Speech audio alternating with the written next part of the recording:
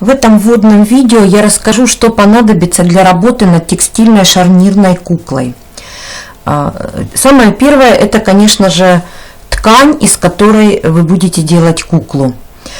Лично я использую самую максимально плотную бязь. Я ее беру белой и тонирую ее, используя тот рецепт, который вы получили вместе с выкройкой. Также можно использовать тик, если вам удастся подобрать нужный оттенок, и хлопок американский. Ткань должна быть плотная, мало сыпучая и плотная, но достаточно тонкая. Такой парадокс. В общем, максимально плотная бязь для этого подходит. Лен не подходит. Почему? Потому что он очень сыпучий. Вы не сможете вывернуть пальчики и сохранить ладошку такой, какой нужно. Дальше, это наполнитель. Я использую синтепон.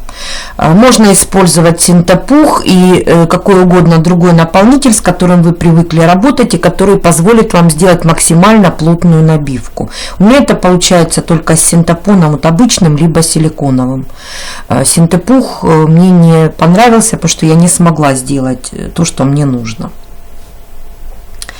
Дальше, для суставов нам понадобятся бусины.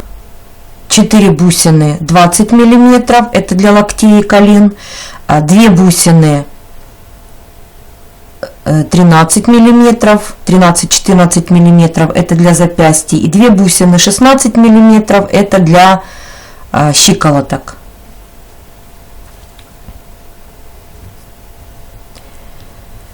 Дальше шплинтовые соединения. 4 диска, еще раз напоминаю, при формате А4, 4 диска 35 мм, 6 дисков 25 мм.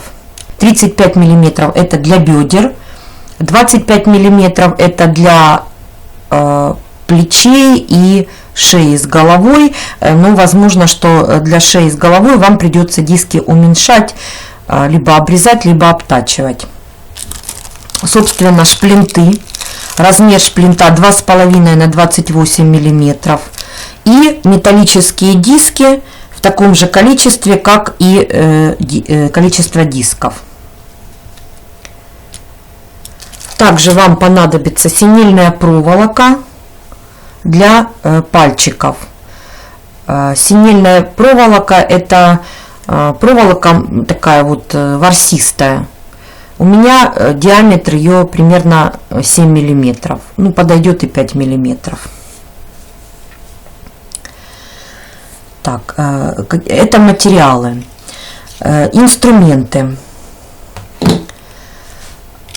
Карандаш простой маркировки твердый, либо H латинская, либо Т, ТТ русскими буквами, либо исчезающий маркер. Линейка. Дальше трубочки для выворачивания и палочка для выворачивания пальчиков. Маленькая трубочка от детского сока подходит больше всего. Большую трубочку я тоже использую для выворачивания различных частей тела. Ну, просто это удобно. И палочка, которая входит в трубочку, очень легко и свободно, и там еще остается место в трубочке. Дальше пинцет, даже 2, маленький и большой.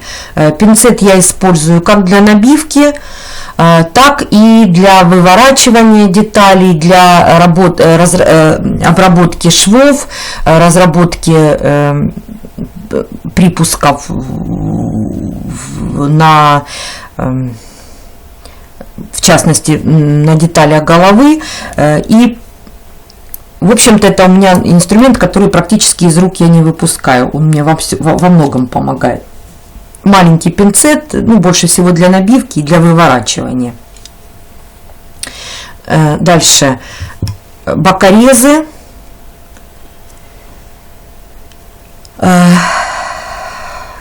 круглогубцы и плоскогубцы. Что такое круглогубцы? Это вот такой инструмент, у которого вот эти вот жальца кругленькие.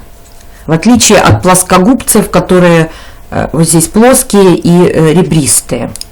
Круглогубцы понадобятся для закручивания шплинтов.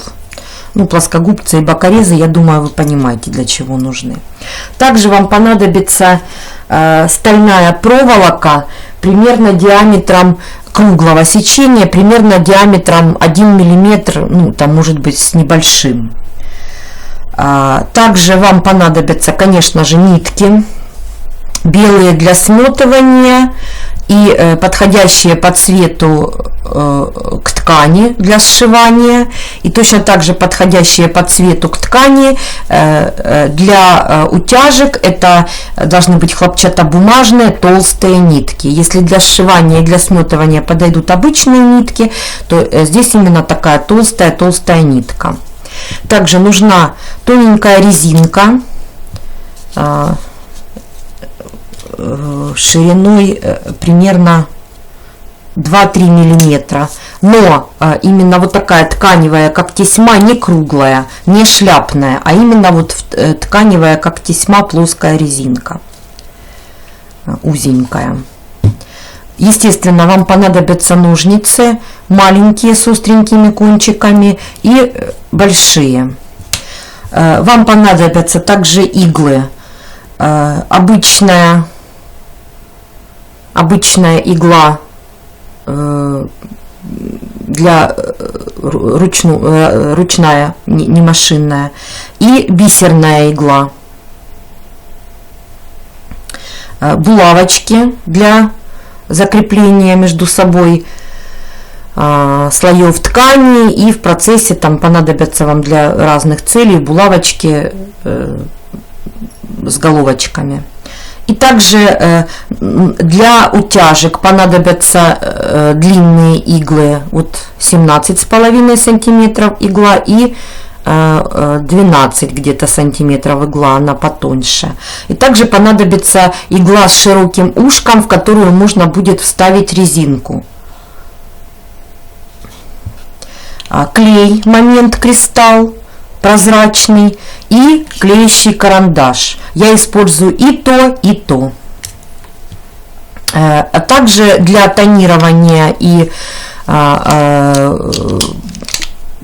окрашивания, разрисовывания лица понадобятся акриловые краски. Я о них подробнее рассказала в части урока по росписи. И пастельные карандаши и сухая пастель в мелках. Об этом, обо всем есть подробнее в той части мастер-класса, в которой я рассказываю о росписи лица.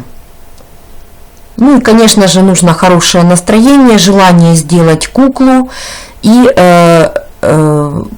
обязательно я хочу подчеркнуть такой момент. Когда вы будете работать над куклой, вы должны помнить, что текстильная шарнирная кукла, она сложная. И освоить ее с наскока не получится, каково бы ни было желание, какой бы силы это желание не было. Потому что вы живой человек, вы устаете. Когда вы устаете, вы начинаете нервничать. Когда вы нервничаете, у вас начинает плохо получаться.